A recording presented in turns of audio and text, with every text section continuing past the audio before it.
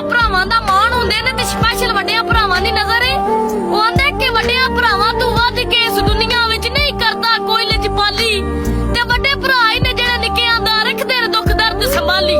ਤੇ ਇਸ ਦੌਰ ਵਿੱਚ ਭਰਾਵਾਂ ਦੀ ਉਹ ਕਦੀ ਟੇਕ ਨਾ ਹੋਵੇ ਹਾਲੀ, ਤੇ ਕਤਨ ਵੀ ਸਿਰ ਤੋਂ ਹਟਦੇ ਨਹੀਂ ਜਿਹੜੇ ਹੁੰਦੇ ਨੇ ਹੂਨ ਹਲਾਲੀ।